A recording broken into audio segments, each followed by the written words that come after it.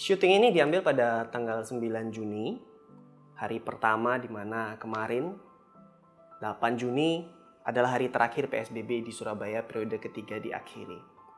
Dan diakhirnya waktu malam hari keputusannya waktu malam hari ada breaking news bahwa PSBB di Surabaya akhirnya dihentikan sampai tanggal 8. Dan kabar ini tiba-tiba mengingatkan saya akan kondisi-kondisi semasa PSBB, baik dari cerita di koran, baca di koran maupun mendengar gitu ya, bahwa ada banyak sekali kesulitan yang dialami oleh banyak orang pada saat PSBB. Sempat membaca PSBB di Jakarta yang cukup heboh, cukup viral. Ada seorang ibu dengan 2 orang anak dan keluarganya tidak bisa mendapatkan penghasilan pada saat PSBB sehingga kesulitan sekali untuk hidup. Sampai akhirnya mereka puasa hanya minum air. Jadi tidak makan sama sekali. Selama 4 hari. Dan ibu tersebut meninggalkan 2 orang anaknya. Itu kondisi yang sangat mengenaskan. Dan kondisi yang sangat mengenaskan itu bisa viral karena muncul di media gitu ya. Sementara ada banyak sekali kejadian-kejadian yang kita tidak tahu terjadi. Tapi mungkin banyak terjadi. Itu di Jakarta, demikian juga di Surabaya. Jadi saya sangat meyakini bahwa pada saat PSBB dihentikan di Surabaya, pada saat mendengar kabar itu, ada banyak orang yang bersukacita sekali. Jadi merasa, oh ini luar biasa. Dan pada saat kondisi perdebatan, proses perdebatan apakah PSBB perlu dihentikan atau tidak, saya yakin sekali mereka-mereka yang sedang bergumul dengan hidupnya gara-gara PSBB, ini mendukung PSBB dihentikan. Mereka akan banyak cerita pergi ke banyak orang dan bilang bahwa ini harus dihentikan. Dan saya yakin sekali, saya sangat percaya pada saat kabar tentang PSBB ini dihentikan, mereka bersukacita sekali sampai mereka akan menceritakan hal ini kepada banyak orang. Begitu kan ya? Itu orang yang pertama, tapi ada juga mereka-mereka yang semasa PSBB hidupnya biasa-biasa saja, tetap bisa mendapatkan mungkin kesulitan, tapi tetap bisa mendapatkan penghasilan, tetap bisa hidup gitu ya. Mungkin ada yang membantu dan banyak hal yang lain. Sehingga kabar apakah PSBB ini dihentikan atau diteruskan itu tidak terlalu berpengaruh pada mereka. Responnya akan berbeda sekali. Ya, karena kondisi ini banyak terjadi. Bahkan mungkin juga kita di SMCC, teman-teman ada yang terdampak begitu hebat dengan adanya PSBB di Surabaya, baik bisnis maupun kehidupan yang lain. Dan kabar bahwa PSBB dihentikan, itu bisa menjadi kabar yang sangat baik atau kabar baik yang biasa saja. Seperti itu ya. Ada respon yang berbeda. Dan karena kejadian dengan 2 respon berbeda ini, dan juga ada beberapa kejadian yang lain, itu men-trigger saya untuk mengajak kita semua, kita semua, anak-anak Tuhan, untuk merenungkan satu hal yang penting. Apa itu? Bahwa Injil itu adalah kabar baik. Itu penting.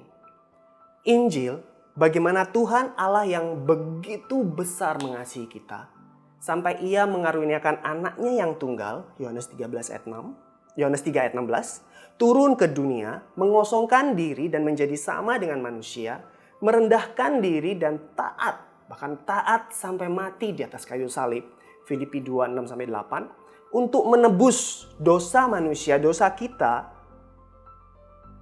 menebus dosa manusia agar semua orang yang percaya kepadanya tidak binasa, melainkan beroleh hidup yang kekal, keselamatan, dan diberikan kuasa sebagai anak-anak Allah. Yohanes 1 ayat 12. Itu adalah kabar baik. Supaya kita tidak binasa. Tuhan turun untuk menebus dosa kita. Itu adalah kabar baik. Saudara-saudara, itu kabar baik. Kabar yang sangat baik. Bagi mereka yang menyadari bahwa ada kesudahan. Bahwa ada masa di mana ada kesudahan. Kehidupan setelah kehidupan di dunia ini. Itu kabar yang sangat baik. Itu kabar yang sangat baik bagi mereka yang menyadari kasih dan karunia Tuhan. Merasakan secara pribadi, encounter pribadi dengan Allah Tritunggal gitu ya. itu adalah kabar yang sangat baik. Tapi ada juga orang yang tidak menyadarinya. Sehingga kabar baik itu bukan kabar yang sangat baik, tapi kabar baik yang biasa-biasa saja. Kenapa mereka bisa tidak menyadari? Karena mungkin lupa, tidak sadar bahwa ada masa kesudahan itu. Bahwa ada masa kehidupan setelah kehidupan di dunia ini selesai.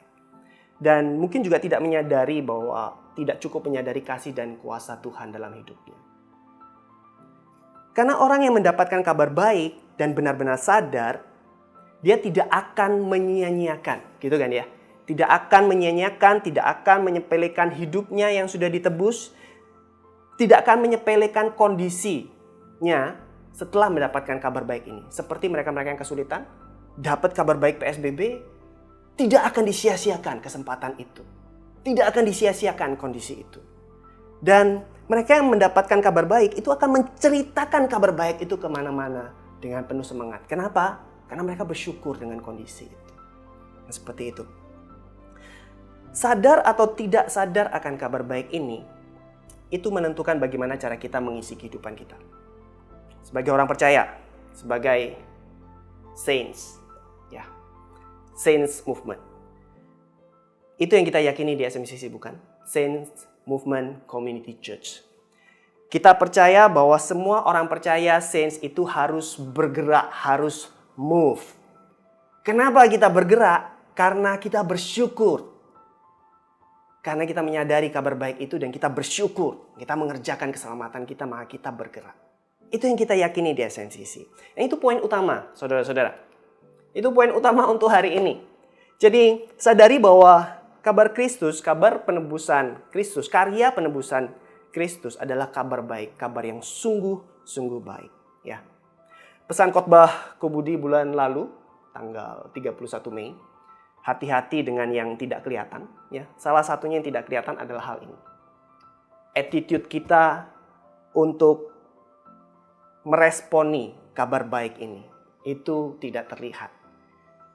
Kadang kita sering lupa, atau menyepelekan, atau giat, itu tidak kelihatan. Tapi ada kabar baik itu, bagaimana respon kita, itu tidak kelihatan. Ada juga yang tidak kelihatan. Ada si jahat yang berusaha untuk menarik kita, membuat kita lupa dan menyepelekan kabar baik ini. Jadi kita perlu hati-hati memang dengan yang tidak kelihatan. Saudara-saudara, saya banyak berkumpul dengan banyak anak muda, di kampus, banyak sekali. Tentu saja ada banyak sekali anak muda yang menyadari keselamatannya, menyadari kabar baik ini dan sungguh-sungguh dan giat mengerjakannya. Tapi ada lebih banyak lagi yang sepertinya tidak sadar bahwa percaya pada Kristus dan apa yang Tuhan sudah lakukan di atas kayu salib itu sebagai kabar yang betul-betul baik. Banyak sekali yang hidupnya asal-asalan.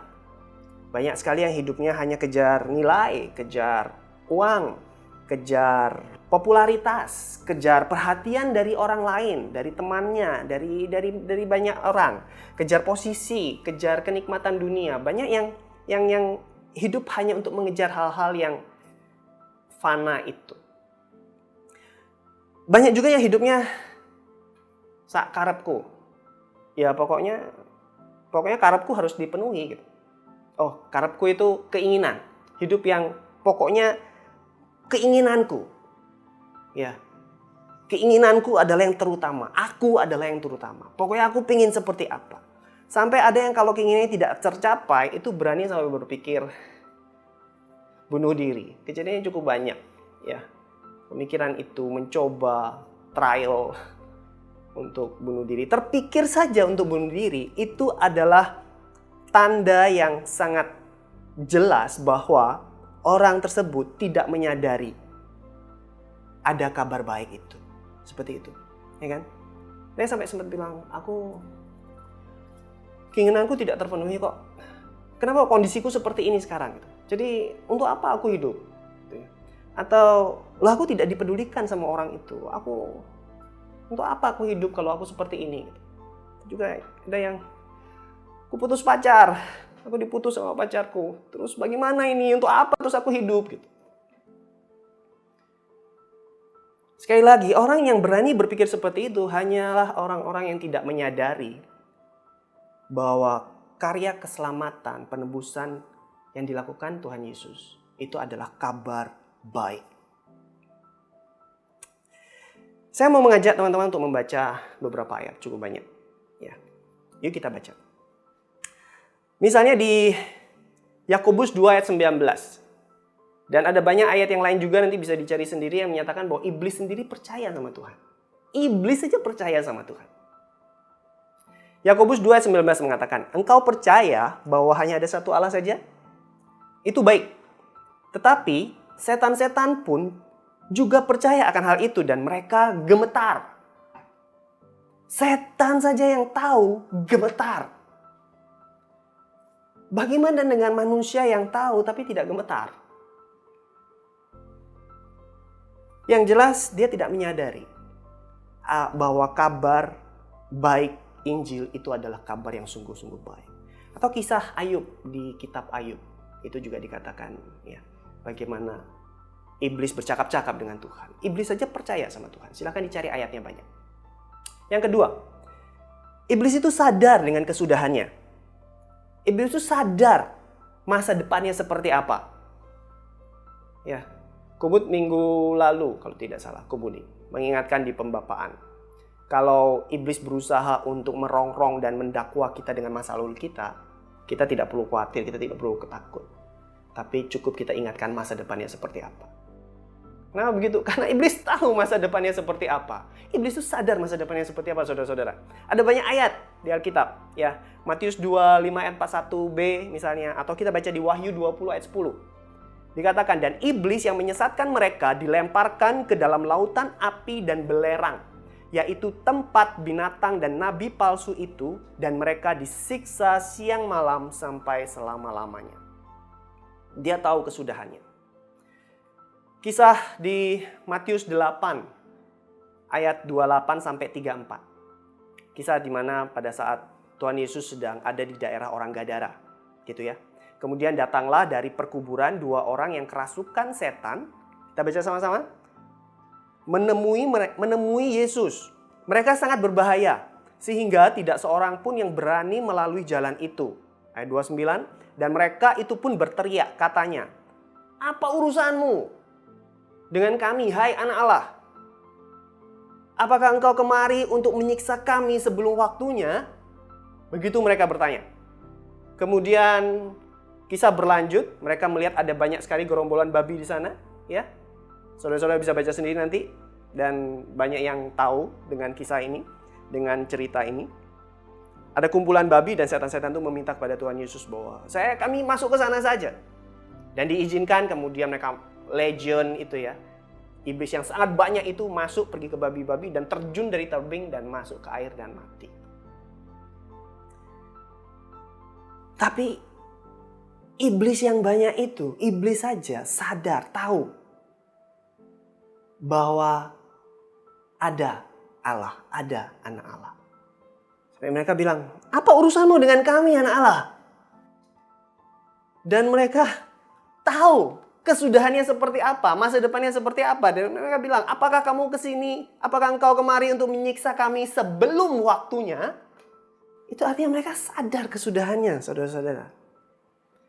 Ya, silakan baca kitab yang lain, ayat yang lain. Kita akan bisa melihat itu. Oke, kalaupun misalnya kita tidak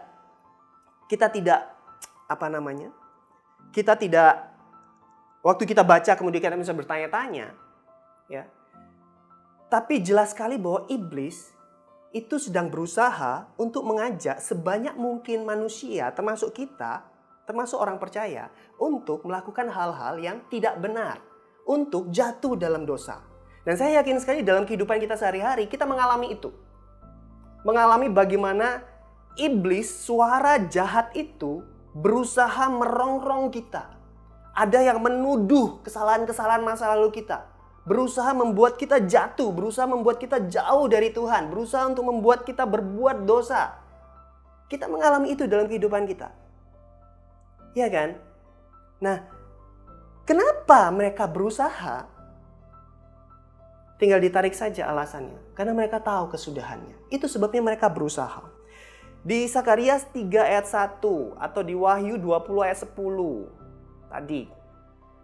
Atau di kisah Ayub, ya. Bisa dibaca kisah Ayub. Iblis sedang berusaha untuk mendakwa kita, berusaha untuk menjatuhkan kita. Ya. Kita baca di Zakarias 3 ayat 1. Kemudian ia memperlihatkan kepadaku imam besar Yosua. Oke? Di hadapan malaikat Tuhan. Sedang iblis berdiri di sebelah kanannya untuk mendakwa Yosua. Jadi iblis sangat rajin, bekerja keras untuk mendakwa kita supaya kita berbuat salah. Supaya kita jatuh dalam dosa. Supaya kita ikut ke masa depannya. Di Amsal diumpamakan dengan wanita jalang yang sedang berusaha mendekati dan merayu, berbisik, menawarkan sesuatu yang nikmat, menawarkan sesuatu yang manis, menggoda untuk menarik kita pergi ke kejatuhan. Dia bekerja keras dengan segala macam cara. Ya, bahkan Tuhan Yesus pun dicobai di padang gurun. Dibuat supaya jatuh. Diusahakan supaya jatuh. Ya tentunya saja tidak berhasil. Oke? 1 Petrus 5 ayat 8 dikatakan seperti ini. Sadarlah dan berjaga-jagalah. Lawanmu si iblis sedang berjalan, berkeliling, sama seperti singa yang mengaum-ngaum dan mencari orang yang dapat ditelannya. Kita perlu menyadari bahwa keselamatan, karya penebusan yang dilakukan oleh Tuhan Yesus dan diberikan kepada kita, waktu kita percaya pada Dia, waktu kita percaya pada Allah, itu adalah kabar baik. Karena iblis tidak mendapatkan kabar baik tersebut dan dia sedang berusaha untuk menarik kita. Ikut jatuh. Kalau iblis saja sadar, masa kita tidak? Karena itu yang akan menentukan bagaimana cara kita hidup. Itu akan menentukan bagaimana cara kita berpikir, bertindak, berkata, berkehendak. Kita perlu menyadari kabar baik yang kita punya. Sehingga kita tidak bermain dengan hidup kita dalam waktu yang singkat ini. Seperti itu ya. Atau menyepelekan keselamatan kita di mana kita lebih mementingkan kenikmatan, keegoisan, atau tidak mengerjakan keselamatan yang Tuhan sudah berikan. Kita perlu menyadari kabar baik ini. Jangan menyia-nyiakannya. Saya mengajak kita semua termasuk saya untuk selalu ingat dan menyadari hal ini. Kabar baik yang kita punya. 1 Petrus 1 ayat 3 sampai 9.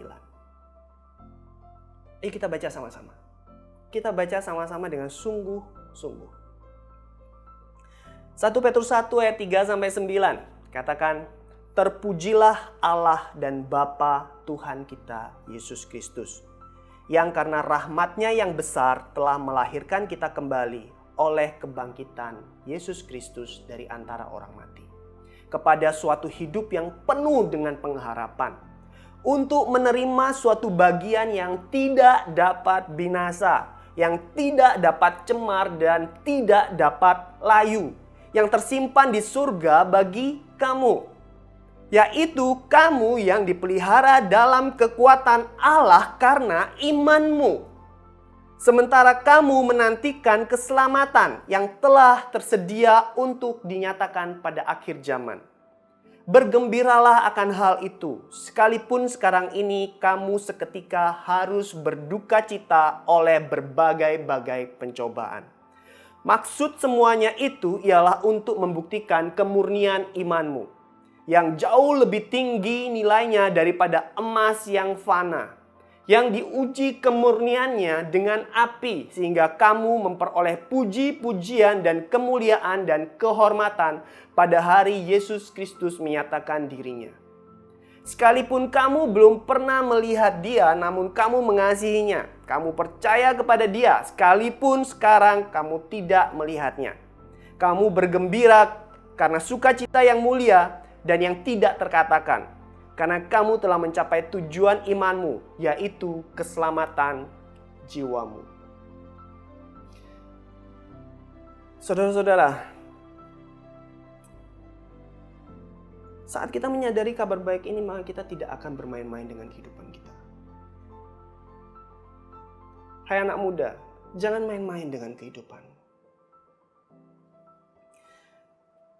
Ini bukan mengajak kita semua untuk melulu mendalami dan membicarakan eskatologi, ilmu tentang akhir zaman. Bukan. Ini sedang mengajak kita semua untuk merenungkan respon kita terhadap kabar baik Injil. Bagaimana hidup kita? Bagaimana respon kita atas karya keselamatan yang Tuhan Yesus sudah lakukan? Ini, saudara-saudara, ini juga tidak membuat kita, tidak dengan maksud, pembicaraan ini tidak dengan maksud membuat kita untuk menjadi ketakutan dan melihat Allah sebagai Allah yang memperhatikan dengan seksama gitu ya, dengan tujuan untuk melihat kesalahan kita dan berusaha untuk menghukum kita dalam api yang kekal. Bukan. Tidak dengan maksud untuk mengajak kita hidup dalam ketakutan, percaya karena ketakutan. Lalu hidup dengan ketakutan terus. Tidak, bukan seperti itu. Justru ini sedang mengajak kita untuk menyadari bahwa Injil itu kabar baik dan jangan lupa itu. Bahwa hidup kita yang sudah diselamatkan itu adalah hidup yang penuh dengan kabar baik dan anugerah. Karena dengan demikian kita bisa menyadari, pada saat kita menyadarinya, maka pada saat kita membaca ayat yang cukup terkenal, Yohanes 3 ayat 16. Pada saat kita membacanya atau mengulangnya, ya, itu ayat yang sangat terkenal. Saya yakin banyak yang menghafal itu. Pada saat kita membaca, bukan karena kita membaca hanya karena kita bisa membaca. Bukan. Tapi kita betul-betul paham apa makna di dalamnya. Yohanes 3 ayat 16. Karena begitu besar kasih Allah akan dunia ini, akan kita semua. Karena Tuhan tahu kesudahannya seperti apa. Karena begitu besar kasih Allah akan dunia ini, maka dikaruniakanlah anaknya yang tunggal, Yesus Kristus, supaya semua yang percaya kepadanya tidak binasa, melainkan beroleh hidup yang kekal.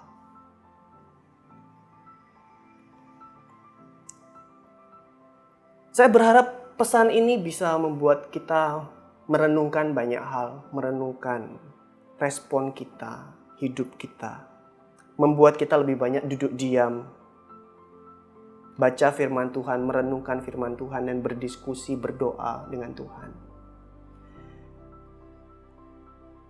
Untuk sadar respon kita. Apa yang bisa dilakukan? Mungkin minta ampun dulu ya, untuk yang respon hatinya selama ini masih suam-suam kuku. Yang merasa bahwa kabar baik ini ya kabar baik, tapi kabar baik biasa saja. Lupa bahwa ini adalah kabar yang sungguh amat baik. Mungkin minta ampun dulu. Dan dia Maha Pengampun. Ya. Lalu mungkin bisa bahas di komunitas, di sisi Changer Community. Bisa bahas di komunitas atau di pembapaan dengan bapak rohani masing-masing tentang hal ini. Dan bertanya, seberapa sadar sih kita sebenarnya? Seberapa sadar kita bahwa karya penebusan yang dilakukan oleh Tuhan Yesus itu adalah suatu kabar baik? Seberapa sadar kita? Kemudian, yuk sama-sama mulai disiplin rohani, mendisiplinkan diri kita dengan disiplin rohani. Penuhi pikiran kita dengan Kristus, dengan aroma Kristus. Itu pesan Ko Angga beberapa waktu yang lalu, gitu kan? Duduk diam, baca firman, berdoa. Jangan jauhi perkumpulan, pertemuan orang-orang kudus, orang-orang percaya. Jangan, kita sulit untuk sendiri. Sekarang mungkin kita online, tapi nanti kalau ada waktu kita bisa offline, tentunya dengan banyak protokol sekarang gitu ya. Protokol kesehatan maksudnya. Ayo bertemu. Itu tidak tergantikan. Tapi karena sekarang tidak bisa, ya sudah, oke, online. Jangan jauhi perkumpulan orang-orang percaya. Kita sulit untuk sendiri. Ya, kita butuh komunitas yang penuh dengan kasih karunia. Itu pesan dari Anton beberapa waktu yang lalu juga. Kita butuh komunitas yang penuh kasih karunia. Kemudian yang keempat mungkin kabari. Kabarkan kabar baik. Kabarkan kabar baik. Jadi saksi Kristus. Ada banyak cara untuk menjadi saksi Kristus. Bisa dengan perkataan, bisa dengan melayani, bisa dengan bercerita, bisa dengan membantu, bisa dengan memaafkan, bisa untuk memperhatikan orang lain. Maksudnya ada banyak cara untuk menjadi saksi Kristus.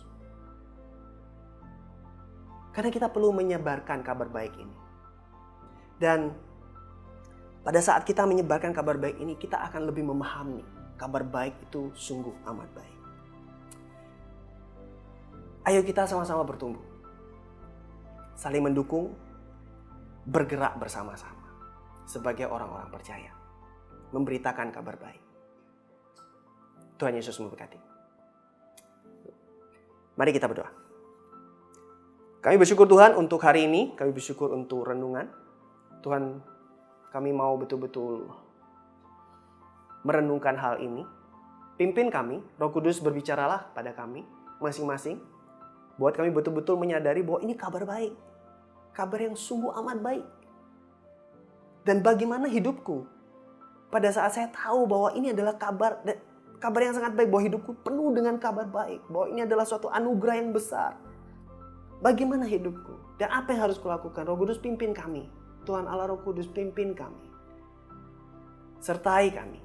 Buat kami bisa menyadari hal ini dan buat kami bisa bertumbuh. Dan buat kami membangun dasar. Kami dekat dengan Tuhan. Tuhan yang pimpin. Bersyukur sekali. Kami serahkan kehidupan kami sepenuhnya ke dalam tangan Tuhan. Tuhan yang pimpin. Hanya di dalam nama Tuhan Yesus kami berdoa.